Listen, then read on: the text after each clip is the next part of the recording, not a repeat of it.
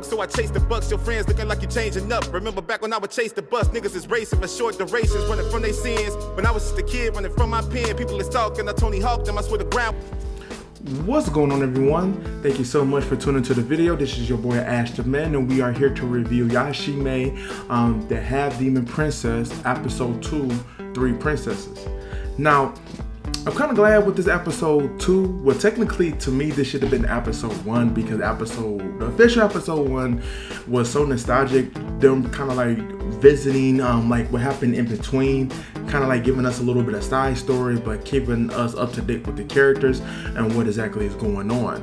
Now, in this event, we do get the chance to see this forest fire that they have illustrated to us in the time of announcing, the sequel. Now, yes, Setsuna and Toei is twins, and they was traveling the forest together. We know Toei being the oldest and Setsuna being the youngest. Now, as they travel the forest, they fall asleep under a tree, and a forest fire started. Now, one thing I want to make clear is that we don't get to see a dark entity or anyone who set this fire aroused. We just know that the forest fire happened and they tried to escape. Now, as they're running, Toei let go of Setsuna's hand, and they briefly get separated. As they regroup, a fire tree pretty much just kind of like separated them. And as Toei goes to the other side, she did not see Setsuna. Setsuna calls out for Setsuna calls out for Toei. Toei try to race to her, and unfortunately Toei gets transported to Kagome's era where she meets Soto. Soto couldn't reunite her with her sister, but she continued to live with Sota as he adopted her as his adopted daughter. Now, 10 years go by. Of course, her adopted sister Mei is Sota's official daughter, but she gets into a lot of fights in her time. She is transferred to an all-girls school, but before she can even attend class, she beat up this gang. And apparently she has some issues with the masculinity and the feminine, strict things that Japan has, and it kind of like messes with her a bit, especially when it comes like down the line to where this particular gang that she beats up goes to kidnap her granny and her great grandpa, which is Kagome's mother and her grandpa.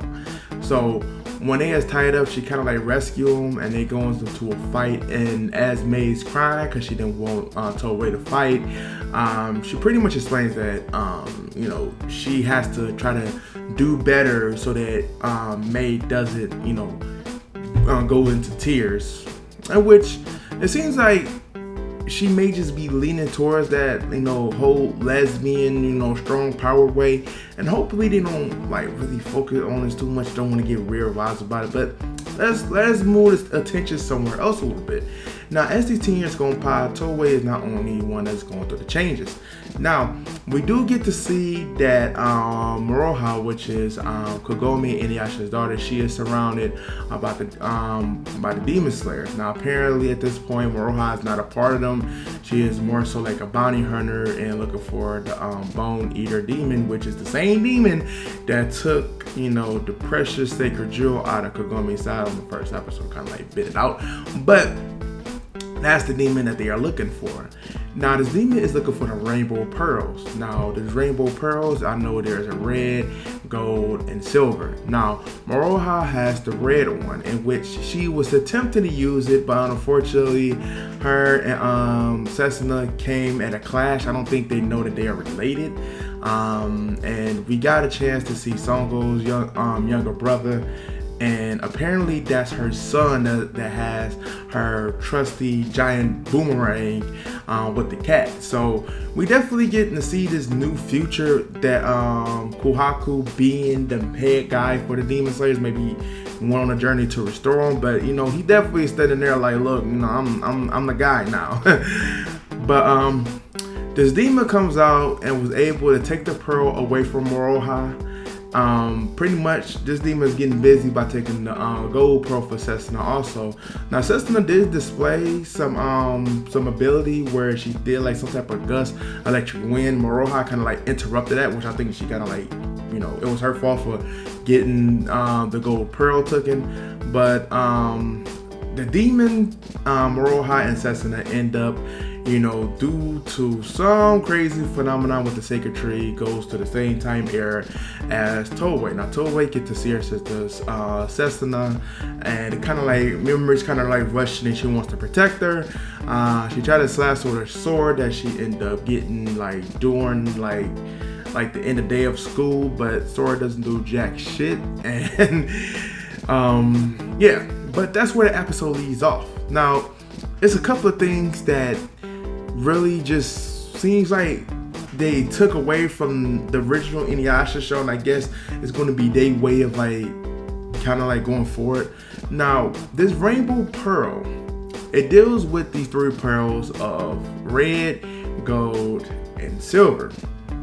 The sacred jewel, if you look at the sacred jewel, it was a mystic jewel that was able to grant demons power. Just a shard of it can increase a demon's power 10-fold.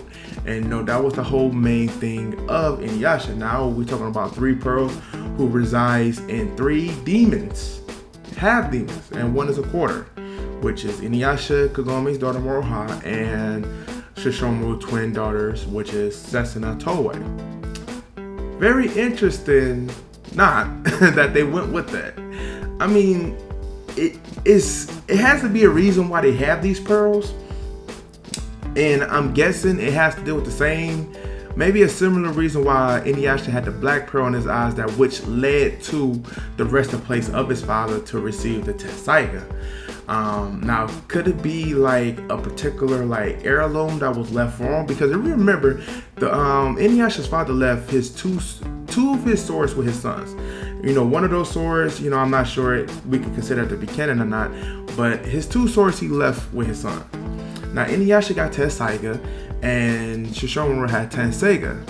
Now the only attack that Tenseiga had was absorbed by Tenseiga, in which Shishomaru, when he created his own sword, he left those swords, and they pretty much made the swords into their own. Inuyasha got crazy things with him. His sword is able to take down a barrier, the wind scar, which is able to kill 100 demons at once. You got the backlash wave. You got the armor. You got the armor piercing one, and then of course you got the Misasagi, which pretty much opened up a space to hell and can kill anything. So yeah. So I'm believing that it has to be similar to that if you want to like make this all of a reference kind of thing. But I'm interested in seeing the next episode and how they come to at this agreement where they're working together, because at the end of episode 1, we do see that Setsuna, Toei, and Moroha is all working together. Maybe they come into some type of agreement, some type of knowledge. It seems like Kohaku knows more about them than themselves. So that could be where things is starting to center at. Every piece seems like it's coming into play to get things going, because right now they're kind of jumping. First, we go into Toei being captured where he shows her, Setsuna, and Moroha on the same page.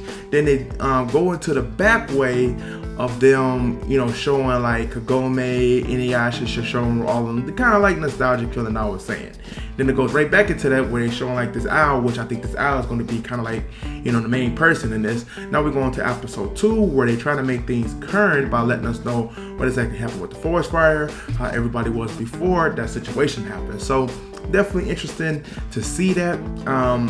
This episode was a bit stronger, but I just feel like they need to give us that push to get things going. I want to see their journey. I definitely do like the fact that we is getting this cameo appearance by past characters. Like we got to see Kaede in current time, and yeah, definitely interesting. But this is where I'm gonna end the review off right here. I just want to thank you guys for definitely tuning into this. And again, for anybody who's new to the channel, please subscribe to the channel. And do me a favor by smashing that like button. And I want to say thank you guys so much for the support. It's definitely appreciated. And don't forget to leave a comment on the video on what you guys think about the review and also about the episode. But other than that, AshTheMan is out. Peace.